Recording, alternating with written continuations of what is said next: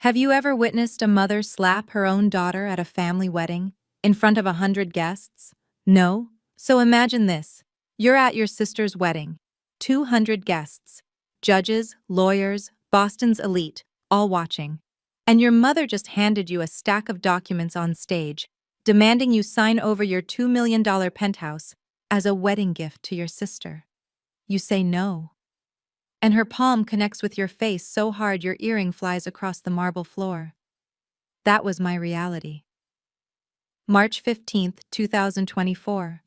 They expected me to cry, to apologize, to surrender like I always had. Instead, I picked up my earring, walked out, and made one phone call. 1 hour later, a woman walked into that reception. When my mother saw who it was, she started screaming because the person she told everyone was senile and gone had just arrived with a lawyer and proof of everything she'd been hiding. Before I continue, please like and subscribe, but only if this story truly resonates with you.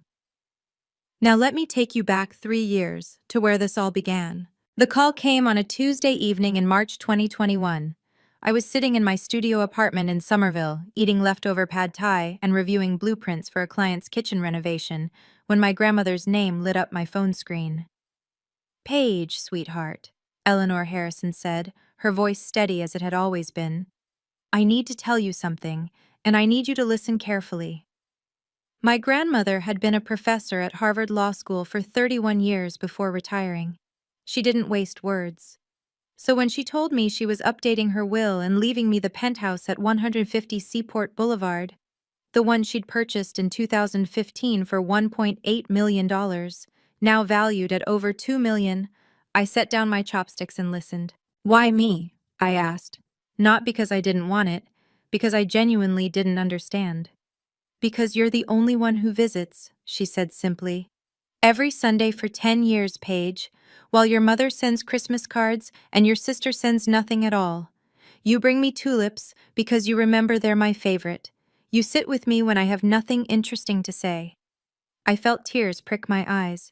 "Grandma, the paperwork will be finalized next month. Marcus Webb is handling everything.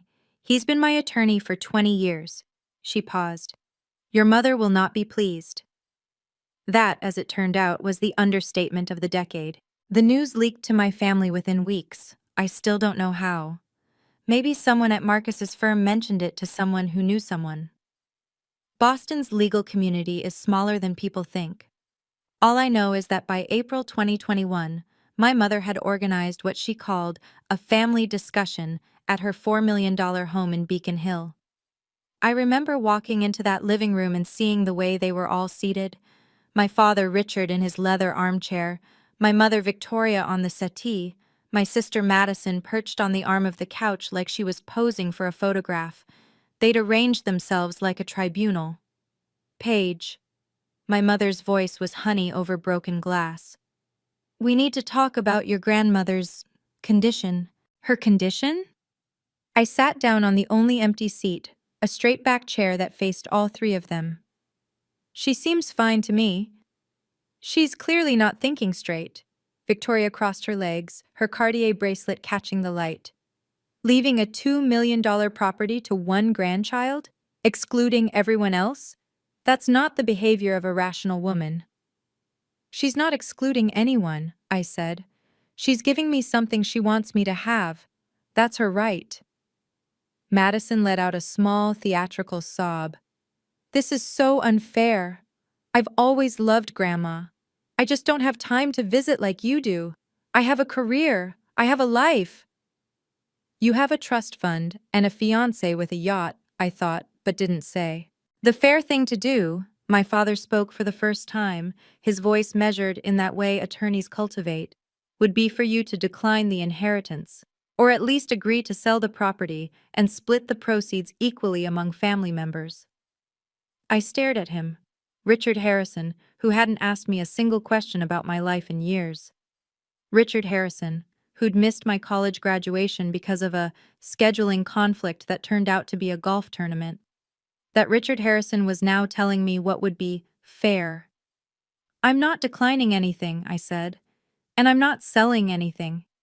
Grandma made this decision because she wanted to. If you have a problem with it, talk to her. The temperature in the room dropped 10 degrees. Victoria's smile vanished. Then I hope you're prepared, she said, for the consequences of being so selfish. The consequences came swiftly. By summer 2021, I had been quietly removed from the family text chain. I learned about Madison's engagement party through an Instagram post, a photo of her surrounded by our cousins, champagne glasses raised, at a venue I recognized as the Boston Harbor Hotel. The caption read, "Future Mrs. Caldwell," with 3 diamond emojis. No one had told me. No one had invited me.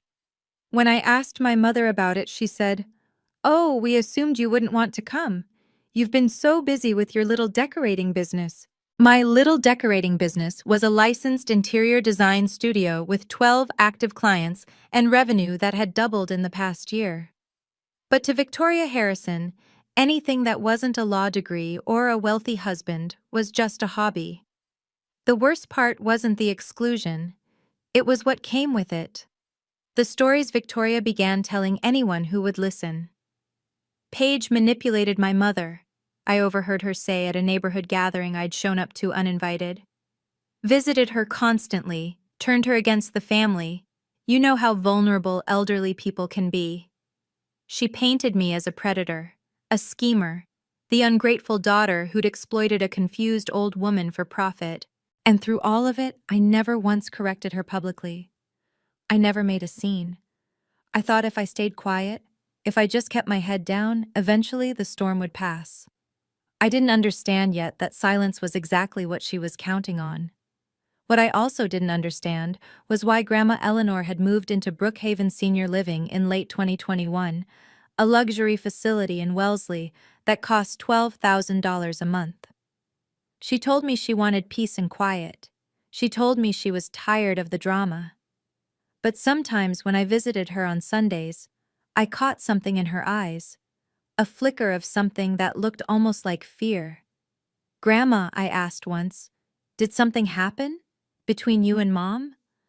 She looked out the window at the manicured gardens for a long moment. "Some things are better left alone," she finally said.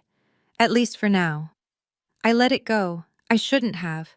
3 years would pass before I understood what she was hiding, and why she'd chosen to hide it. December 2023. 3 months before the wedding that would change everything. I was in my studio on a Friday afternoon, reviewing fabric samples for a Brookline townhouse project, when the mail arrived.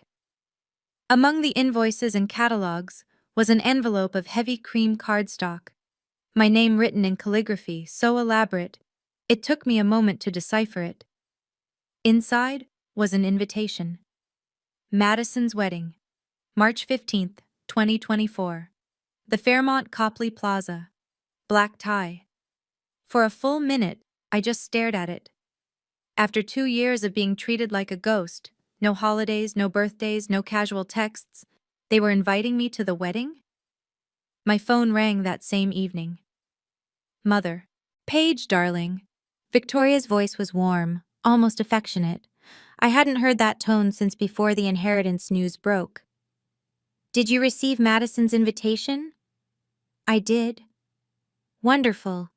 You know, this wedding is going to be such a beautiful opportunity for our family to heal, to move forward." She paused meaningfully. "To show everyone that the Harrisons are united." I waited. "I've been thinking," she continued, and there it was, the real reason for the call. This would be the perfect time to revisit our conversation about the penthouse.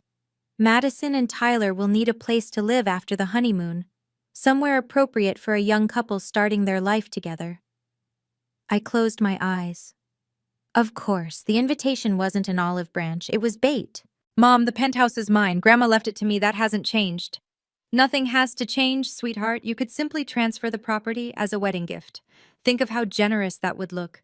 Think of how proud Grandma would be to see you supporting your sister." The audacity of it took my breath away. Using my grandmother, the woman who had specifically chosen to give me that apartment, as an argument for why I should give it away. "I'm not transferring anything." "Paige." The warmth evaporated. Madison deserves a proper start. She's marrying into the Caldwell family. Do you understand what that means? Tyler's father is a managing partner at Ropes and Gray. They'll be entertaining. They'll be hosting. They need a home that reflects their status. Then Tyler's father can buy them one. Silence stretched between us. When Victoria spoke again, her voice was ice. I expect you to think carefully about this before the wedding, and I expect you to make the right choice. She hung up. I sat in my studio as the winter sun set, casting long shadows across my drafting table. I understood exactly what was at stake now.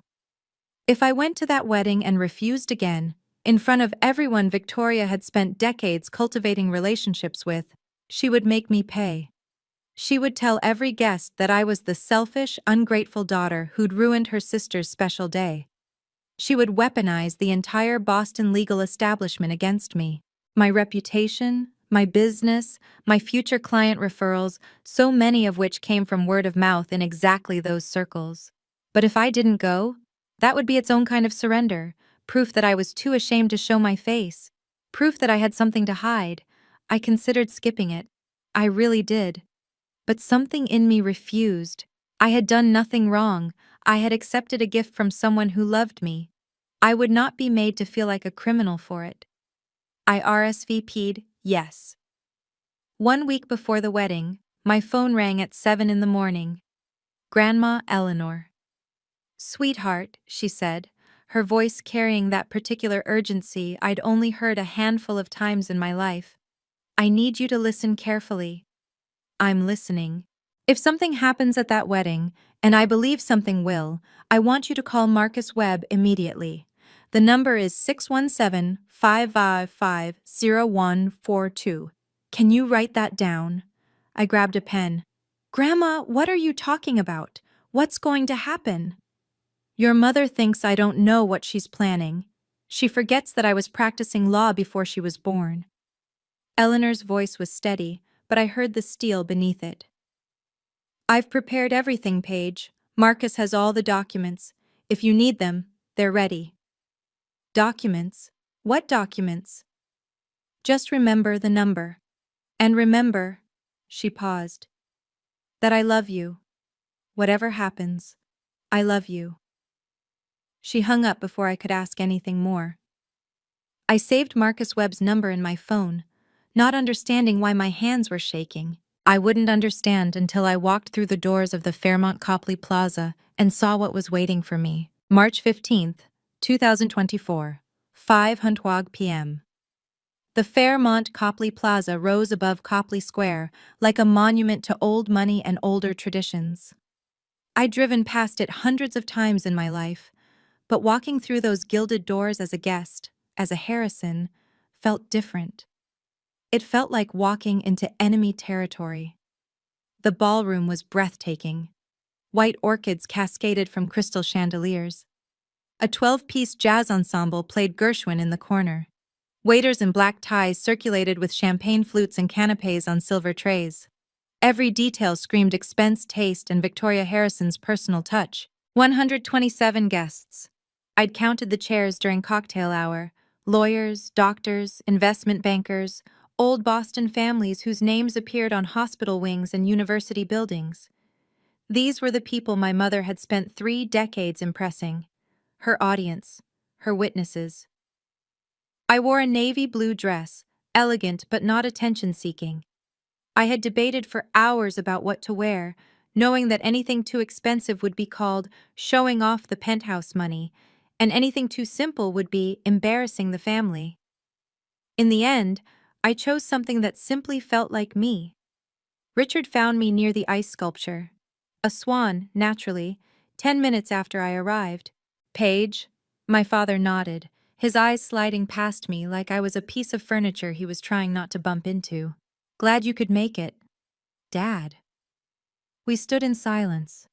After 32 years, we had nothing to say to each other. Madison appeared in a cloud of white tulle and Swarovski crystals, her veil trailing behind her like a promise of the life she'd always believed she deserved. She hugged me, arms circling but not quite touching, the way you'd embrace a stranger at a networking event. Paige, you came. Her smile was camera ready. Perfect teeth, perfect makeup, perfect performance. Of course I came. You're my sister. She pulled back, and her expression shifted. Subtle, calculating. Did you bring the paperwork? I blinked. What paperwork? Mom said you'd have the transfer documents ready by today. Madison's voice was light, almost playful, but her eyes were hard. For the penthouse, our wedding gift. So this was it. They'd already decided among themselves that I would comply. The invitation, the phone call, the reconciliation theater, all of it was just a prelude to this moment. Madison, there are no transfer documents. What do you mean? I mean the penthouse is mine. It's not a gift. It's not up for discussion. Her perfect smile flickered. But Mom said, I don't know what Mom told you. I kept my voice low, steady. But I'm not signing anything. Not today. Not ever. Madison's jaw tightened. For a moment, she looked exactly like Victoria, the same flash of fury barely contained. You know, Tyler and I were planning to move in after the honeymoon. We already told the realtor we wouldn't need the condo in Back Bay. We already told everyone. You told everyone about an apartment that doesn't belong to you. It should belong to us. Her voice rose slightly. You don't even need it. You live in that little place in Somerville. You don't entertain. You don't have anyone to impress. What's the point of you having a $2 million penthouse? The point. What was the point of me having anything nice, anything valuable, anything that suggested I might matter as much as she did? I'd spent my whole life being asked that question in different ways. The point, I said quietly, is that Grandma wanted me to have it, and her wishes matter more than your real estate plans. Madison stared at me.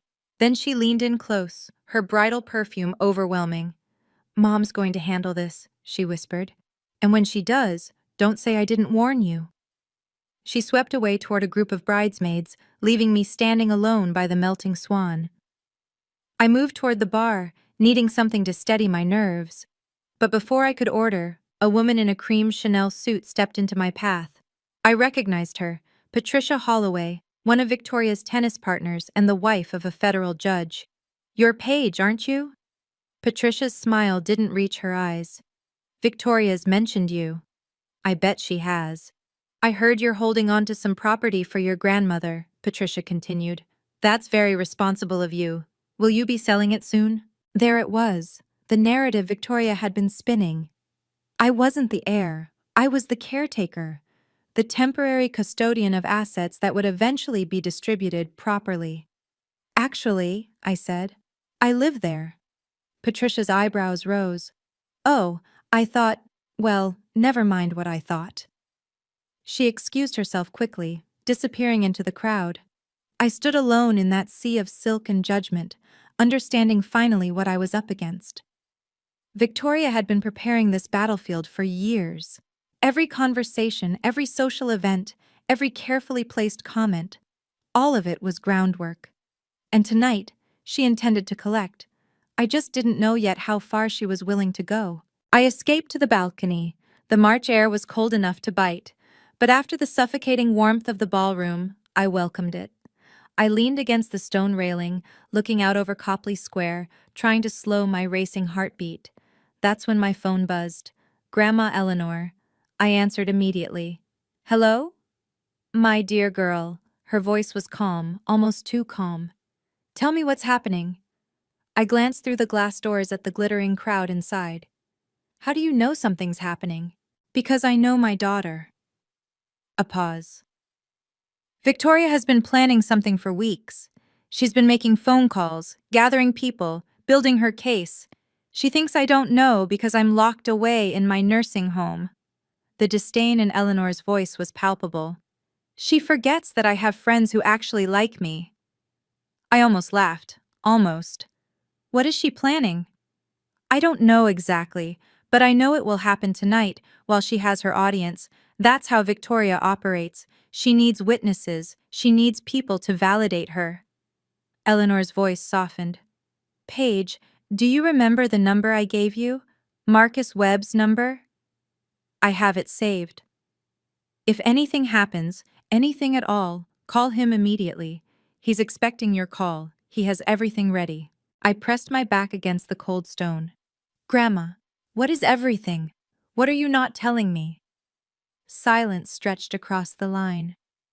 6 months ago, Eleanor finally said, your friend Daniel came to visit me. Daniel Reeves. We'd been friends since freshman year at BU. He was a reporter now, working the investigative desk at the Boston Globe. He'd mentioned a few months back that he was looking into some irregular real estate transactions in the area, but I hadn't connected it to anything specific. He came to visit you? Why? Because he found something strange, a property sale in 2020, a house in Cape Cod that belonged to me, a house I never sold. My breath caught. What do you mean you never sold it? I mean exactly that. Your mother sold it. For $875,000. She forged my signature on the documents. The world tilted slightly. I gripped the railing. Grandma? I didn't want to believe it either. That's why I hired experts. A company called Forensic Document Services, right here in Boston. They analyzed the signatures. The probability of forgery was 98.7%. 98.7%. That wasn't doubt. That was certainty. Why didn't you tell me? My voice came out hoarse. Why didn't you go to the police? Because she's my daughter. Eleanor's voice cracked just slightly before she steadied it. Because I still hope, that there might be some explanation I don't understand. Some reason that isn't what it looks like. But we both knew. We both knew there wasn't. That's why you moved to Brookhaven, I said, understanding flooding through me. Not because you wanted peace and quiet, because you couldn't stand being around her. I couldn't trust her, Paige, and I couldn't prove anything without destroying everything. So I removed myself. I protected what I could protect, the penthouse, my remaining assets, and I waited. For what? For Victoria to make a mistake. Eleanor's voice hardened. Tonight might be that mistake. If she pushes too far, if she exposes herself publicly, then Marcus has everything he needs to respond. The forensic report, the original transaction documents, witnesses who saw me during the time I supposedly signed those papers. I was in the hospital with a broken hip. I couldn't have signed anything. I closed my eyes, absorbing the weight of it all. My mother hadn't just tried to manipulate me. She'd stolen from her own mother. She'd committed fraud. And she'd let Grandma Eleanor take the blame for not being rational when she'd changed her will. Paige! Eleanor's voice pulled me back. I'm not telling you this to make you hate your mother. I'm telling you because you need to understand what you're dealing with. And you need to know that if she corners you tonight, you're not alone. You have never been alone. I heard the jazz band start up again inside, a swing number that felt grotesquely cheerful. What do you want me to do? Whatever happens, don't sign anything. And if it goes badly, if she pushes you beyond what you can bear, call Marcus. Tell him the documents are needed. He'll know what to do. And you? A pause. When Eleanor spoke again, I could hear the smile in her voice. If Marcus calls me, I'll be there within the hour. I've been waiting 3 years for this, darling. I'm not going to miss it. She hung up. I stood on that balcony for a long moment, cold wind whipping my hair. Then I straightened my shoulders, smoothed my dress, and walked back into the ballroom. I was ready. Or at least, I thought I was. I'm going to pause here for a moment, because I know some of you watching this have been in situations like mine, where you're surrounded by people who are supposed to love you, but instead they make you feel small. If this story is hitting close to home, let me know in the comments. Should I have walked out right then? Or was I right to stay and face what was coming? Your answers mean more to me than you know. Now let me tell you what happened next. 7:30 p.m. Dinner had been served and cleared. The toasts had been made. Richard's stiff, perfunctory speech about legacy and family values. Tyler's father waxing poetic about the merger of two great Boston families. Madison's maid of honor, telling a story about their sorority days that made everyone laugh politely. I sat at table 14, near the back of the ballroom, with a collection of distant cousins and family friends who seemed unsure why I was there. Fine by me, I wanted to be invisible. But Victoria Harrison had other plans. The clink of metal against crystal cut through the room's chatter. My mother stood at the head table, champagne flute in hand, microphone in the other. Her smile was radiant, her Valentino gown glittered under the chandeliers. "If I could have everyone's attention," she said, "I'd like to take a moment for something very special, a family tradition that Madison has asked me to facilitate." I felt the first prickle of warning at the base of my spine. As many of you know, the Harrison family believes in taking care of each other. We support each other. We make sacrifices for each other. Victoria's eyes swept the room, landing briefly on me before moving on. And tonight, in the spirit of that love, I'd like to invite my eldest daughter, Paige, to join me up here. 127 pairs of eyes turned toward table 14. I didn't move. I couldn't move. "Paige, sweetheart?" Victoria's voice carried a note of gentle encouragement that I knew was performance. "Come on up, honey. Don't be shy." What choice did I have? If I refused, I would be the difficult one, the ungrateful one, the sister who ruined Madison's wedding with her stubbornness. I stood. My legs felt like they belonged to someone else as I walked through the maze of tables, past the whispered comments and curious stares, up to the raised platform where my mother waited with her serpent's smile. "There she is." Victoria put an arm around my shoulders, a gesture of affection for the audience, a grip of control for me. "Now, everyone, Paige has been holding on to something very precious. Our mother, my mother, left her a beautiful penthouse apartment in the Seaport district. $2.1 million in value, quite an inheritance."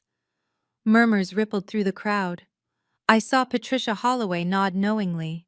"Paige has been keeping it safe," Victoria continued, "waiting for just the right moment to share it with the family. And what better moment than this, Madison's wedding day, the start of her new life with Tyler." She produced a folder from somewhere, I hadn't even seen her holding it, and opened it to reveal a thick stack of legal documents. Transfer of deed, quitclaim agreement. My name already typed in the signature lines. All Paige needs to do is sign, and this incredible gift will help Madison and Tyler start their marriage in a home that truly reflects their future. The room actually applauded. They applauded, like this was a heartwarming moment. Like I was about to perform an act of sisterly love, not be publicly coerced into giving away my inheritance. "Mom." My voice was quiet but steady. "I'm not signing this." Victoria's smile didn't waver. "Don't be nervous, sweetheart. It's just paperwork." "It's not just paperwork. It's the apartment Grandma Eleanor left to me. Not to Madison, not to the family, to me." The applause died. The silence that replaced it was deafening. "Paige." Victoria's grip on my shoulder tightened.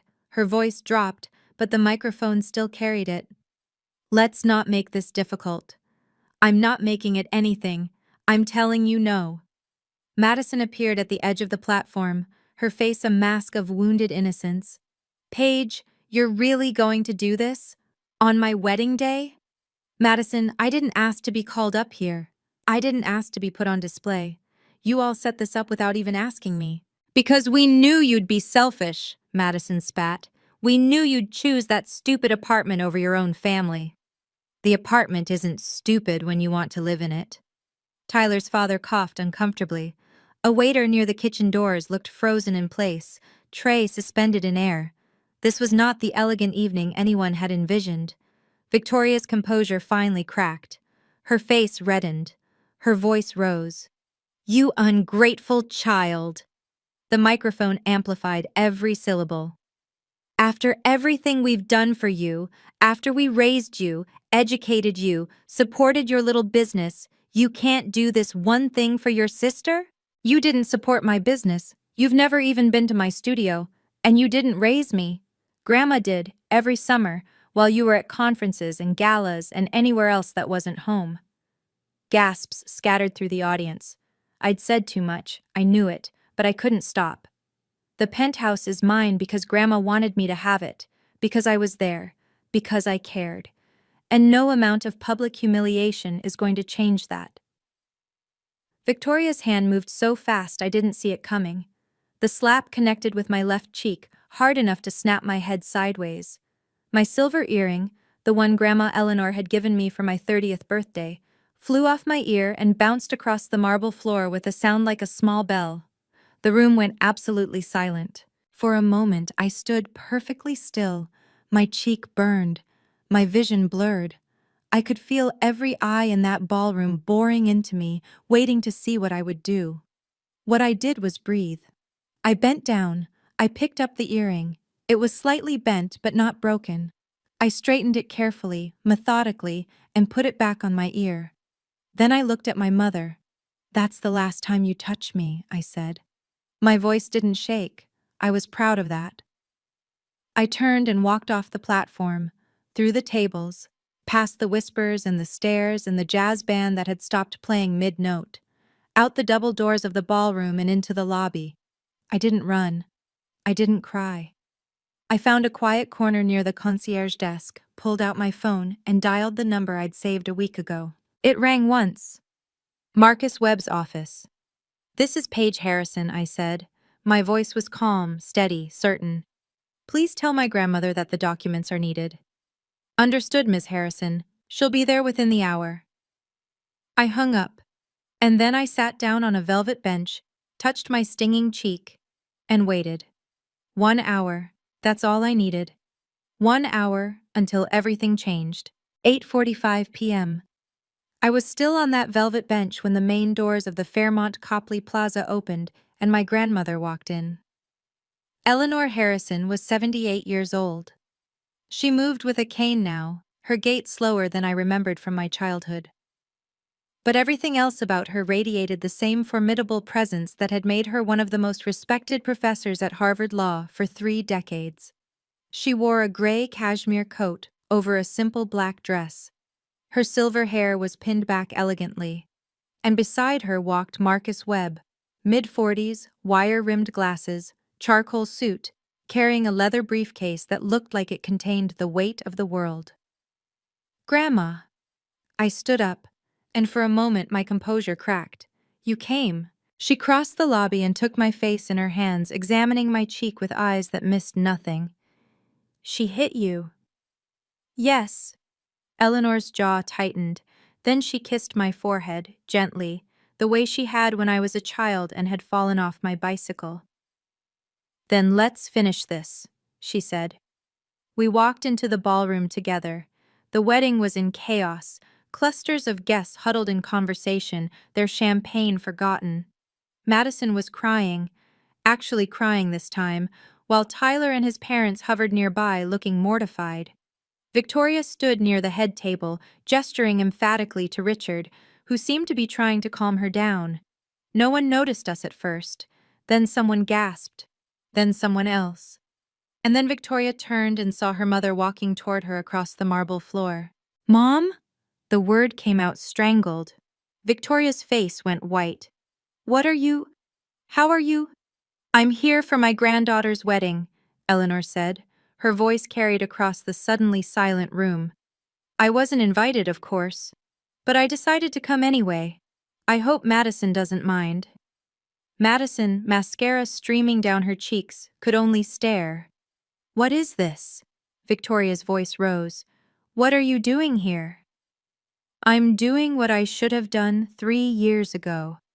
Eleanor stopped about 10 feet from her daughter, close enough for everyone to hear. "I'm telling the truth." She turned to face the assembled guests. 127 people, many of them lawyers and judges and professionals, who understood exactly what was about to happen. "My name is Eleanor Harrison. I was a professor of law at Harvard for 31 years. I am of sound mind, and I am here to confirm that the penthouse at 150 Seaport Boulevard, the property my daughter has been publicly demanding my granddaughter surrender, was left to Paige Harrison in my will, dated June 14th, 2019. That will is legal, valid, and enforceable. There are no other claims to that property. Marcus Webb opened his briefcase and withdrew a document. This is a certified copy of Mrs. Harrison's will, notarized and filed with the Suffolk County Probate Court. I've been her attorney for 23 years and can attest to its authenticity. Victoria's face contorted. This is absurd. Mother, you're confused. You don't understand what you're saying. I understand perfectly. Eleanor's voice was ice. What you don't understand is that I've been watching you. For 3 years I've been watching. She nodded to Marcus, who withdrew a second set of documents. These are transaction records for a property in Cape Cod, a property that was deeded in my name until September 12th, 2020, when it was sold for $875,000. The room went completely silent. I could hear the ice melting in abandoned champagne buckets. I did not sell that property, Eleanor continued. I could not have sold that property. I was in Massachusetts General Hospital for 6 weeks that fall, recovering from a broken hip. I signed nothing. I authorized nothing. Victoria's mouth opened and closed. No sound came out. Marcus produced a third document. This is a forensic analysis report from Forensic Document Services, a certified firm specializing in handwriting analysis.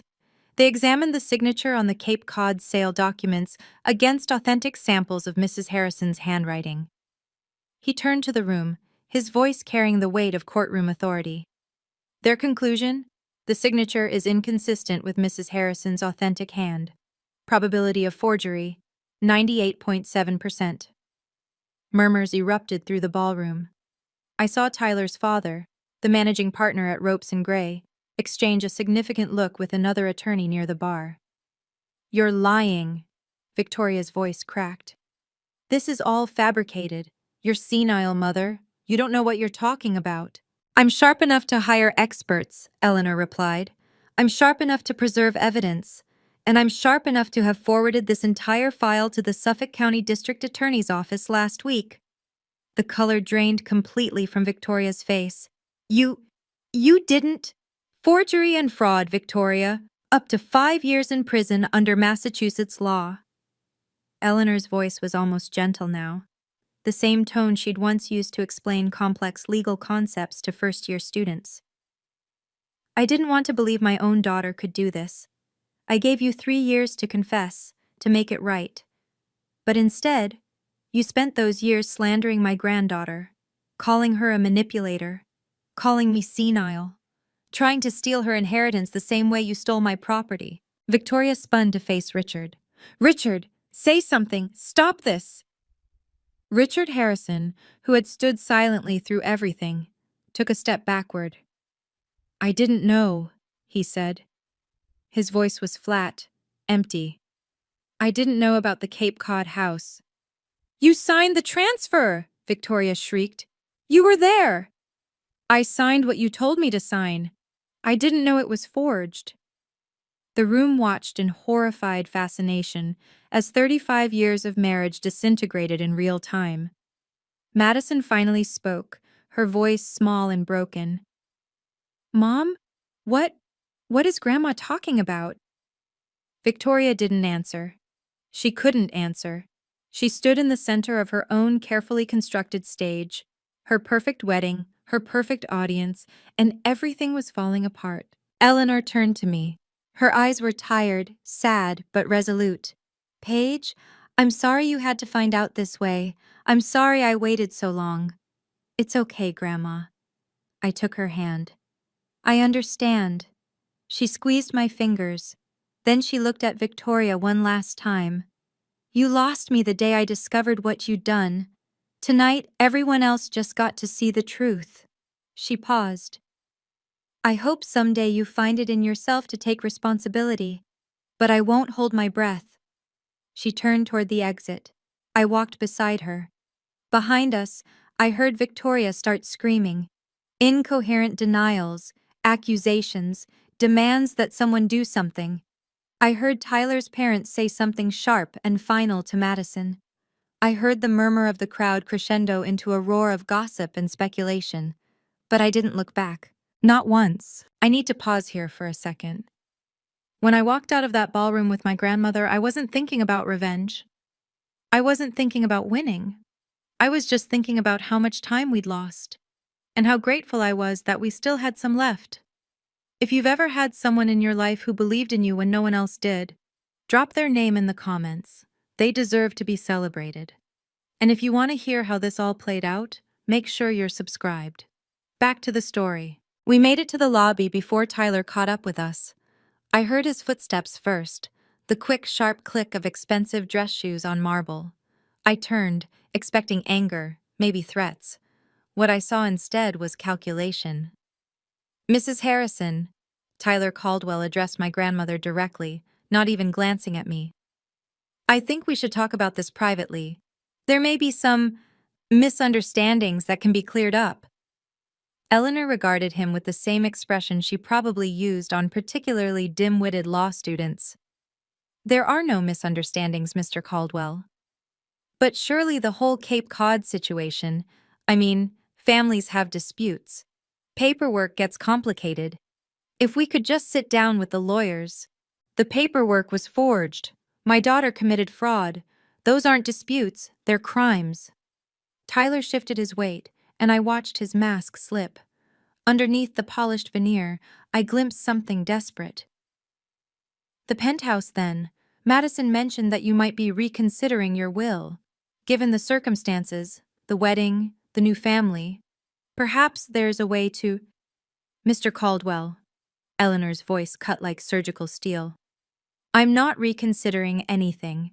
The penthouse belongs to Paige. It will continue to belong to Paige.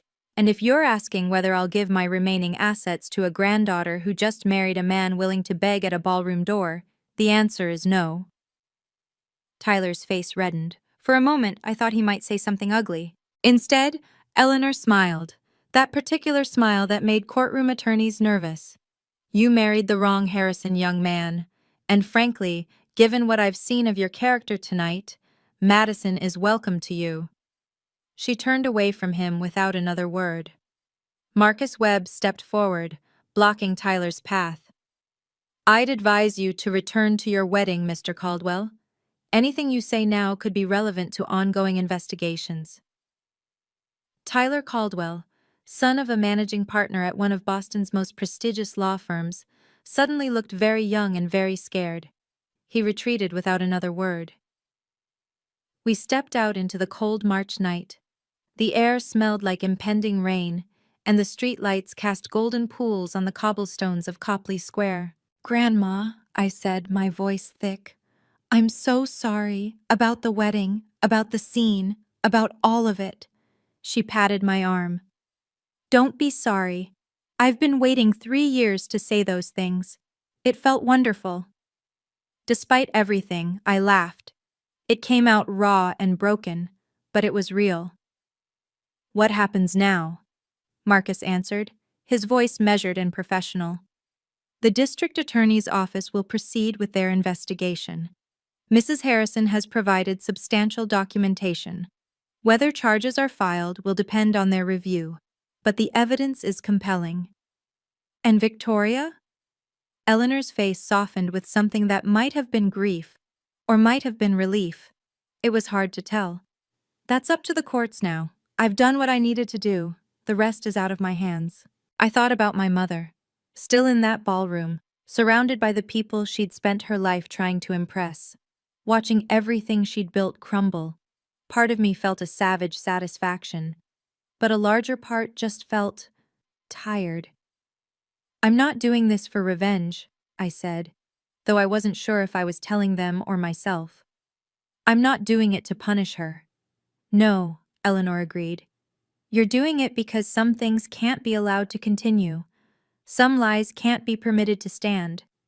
She looked at me with those sharp, knowing eyes. There's no cruelty in telling the truth, Paige. There's only clarity. A town car pulled up to the curb, Marcus had arranged it while we were inside. "I should get your grandmother back to Brookhaven," he said. "It's been a long evening." Eleanor waved a dismissive hand. "I'm not fragile, Marcus, but yes, I am tired." She turned to me. "Come visit tomorrow. We have a great deal to talk about. And I want to hear how your design business is going.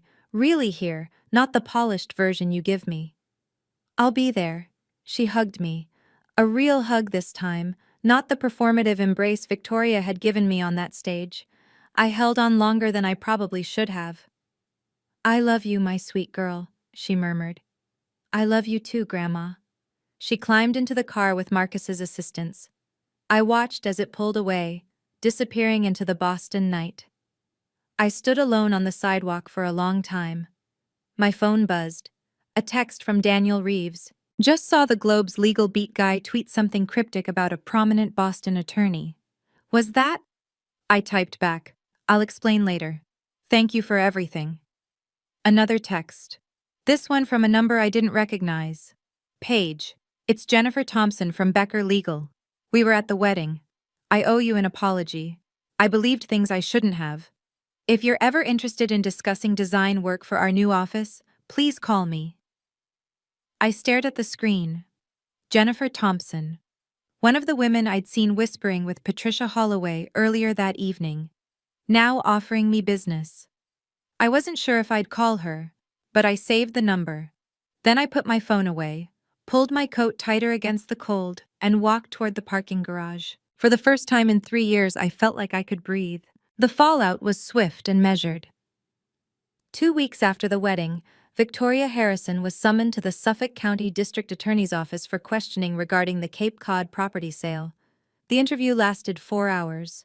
When she emerged, according to what Marcus later told me, she looked 10 years older. Her attorney, a colleague from her tennis club who'd originally agreed to represent her, withdrew from the case within days, citing conflict of interest. The real reason, I suspected, was that he'd seen the evidence and wanted nothing to do with a losing battle. Or perhaps he'd heard from enough mutual friends that continuing to represent Victoria would damage his own standing in Boston's legal community. My father moved to a hotel on March 28th, the Ritz-Carlton, because even in crisis, Richard Harrison maintained appearances. He released a statement through a family friend stating that he was seeking space to process recent revelations and had no prior knowledge of any improper transactions. Whether anyone believed him was another matter. His signature was on the transfer documents alongside Victoria's.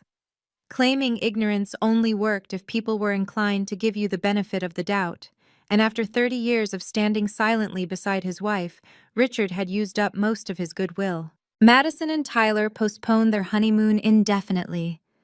I heard from a cousin that Tyler's parents had concerns about the financial entanglement and wanted their son's legal exposure clarified before the couple traveled internationally. The dream of moving into my penthouse was, of course, dead. The social consequences unfolded more quietly, but with devastating precision.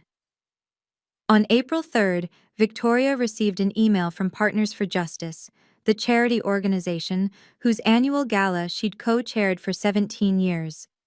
The subject line read, "Your invitation status has been updated." The body was brief and corporate.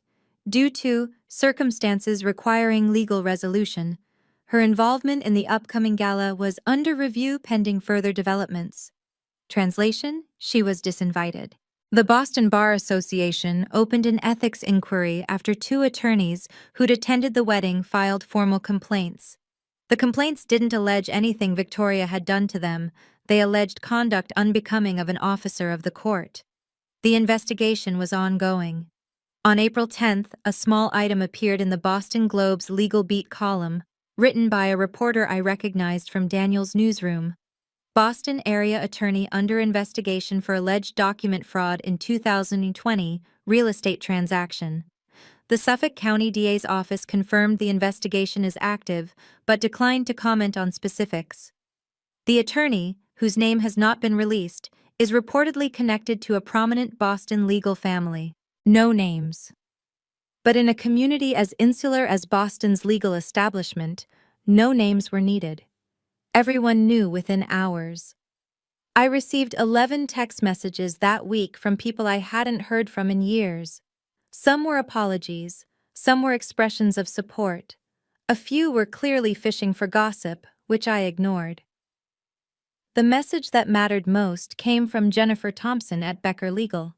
She followed up her wedding night text with a formal email. Subject: sincere apologies and a professional inquiry page. I want to begin by apologizing properly. At the wedding, I made assumptions based on things Victoria had told me over the years. Watching what actually happened that night, watching how you handled yourself with such dignity under impossible circumstances, made me ashamed of my own credulity. I don't expect forgiveness, but I would like to offer something concrete. Our firm is renovating our conference floor, and we're looking for an interior designer who understands professionalism, discretion, and good taste. If you're interested, I'd love to discuss the project. Please let me know either way. And again, I'm sorry. Jennifer. I sat with that email for 3 days before responding. Part of me wanted to reject it, to refuse anything that came from Victoria's social circle. But another part recognized that Jennifer Thompson wasn't Victoria. She was someone who'd been lied to, who'd believed those lies, and who was now trying to make amends. I took the meeting. The project was substantial: a full redesign of 2 conference rooms and a reception area for a mid-sized law firm. Budget: $82,000. Timeline: 3 months. It was the largest contract I'd ever landed. By May, I'd received 2 more project inquiries from attorneys who'd been at the wedding. Word was spreading, not just about Victoria's downfall, but about my work. People who dismissed me as the Harrison daughter with the decorating hobby were suddenly curious about the Harrison daughter who'd stood her ground. I didn't trust all of them. I vetted every client carefully, asked pointed questions about how they'd heard about me, and turned down one project from someone who seemed a little too eager to pump me for information about Victoria's case.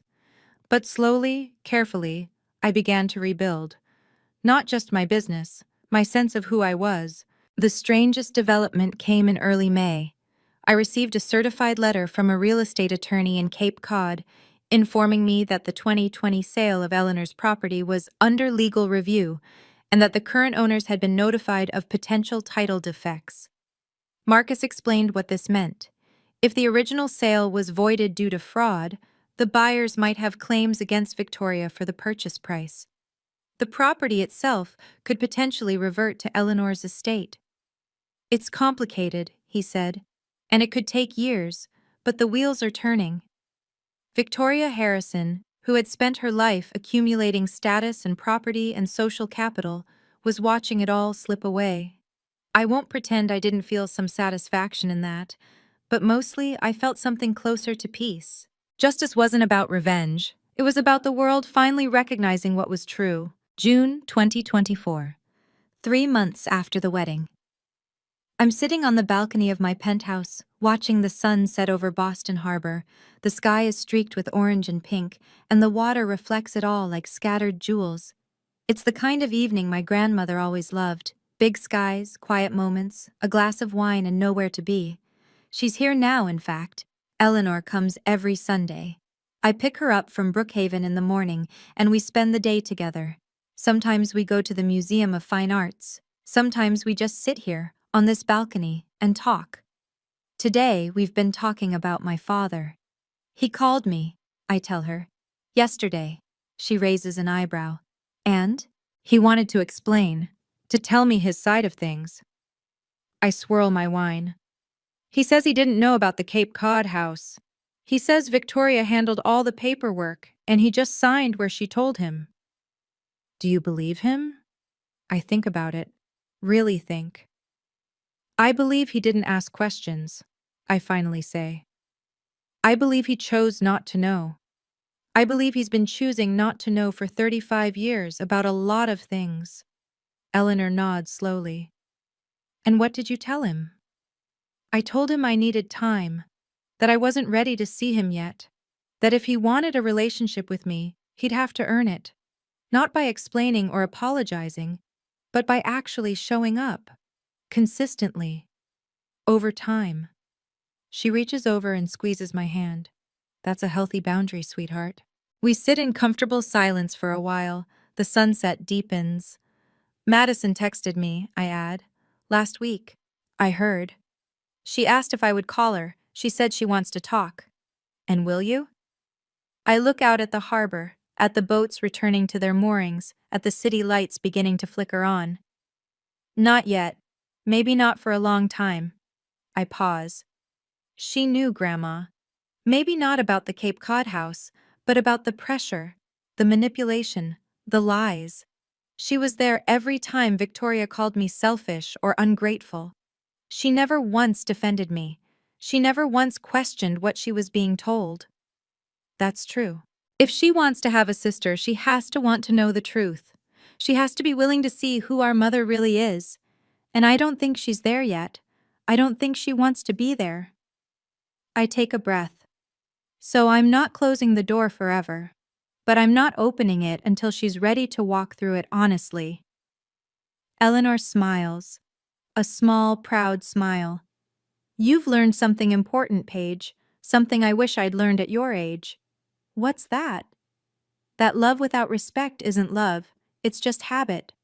She looks at me with those clear, knowing eyes. You deserve both. I started therapy in April. My therapist's name is Dr. Carolyn Mitchell, and she specializes in family systems and boundary setting. Every Tuesday at 4, I sit in her office in Cambridge and talk about things I spent 32 years avoiding. It's hard. Some weeks it's exhausting. But it's also the most important thing I've ever done for myself. There's something else, too. His name is Ben, and he's an architect I met at a design conference in May. He has kind eyes and a terrible sense of direction and absolutely no idea who the Harrisons of Beacon Hill are. He likes me, for my work, my laugh, my habit of talking to plants. It's new, it's slow, it's the first time I've let someone in without worrying about what they might think of my family. My grandmother finishes her wine and sets the glass down. You know, she says, I've been thinking about what I want my legacy to be. You've already given me a legacy, I say, gesturing at the penthouse around us. Not the property. She shakes her head. I mean the other thing. The thing that matters. I wait. I spent too many years keeping the peace, she says. Staying quiet to avoid conflict, letting Victoria become who she became because confronting her was too painful. She looks at me steadily. I don't want that for you. I want you to speak the truth, even when it's hard. I want you to protect yourself, even when it feels selfish. I want you to know that being kind doesn't mean being silent. I feel tears prick my eyes. I'll remember. Good. She pats my hand. Now what's for dinner? All this emotion is making me hungry. I laugh, and the sound fills the evening air. This is my life now.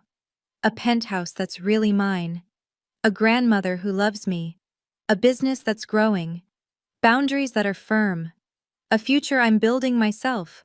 One honest choice at a time.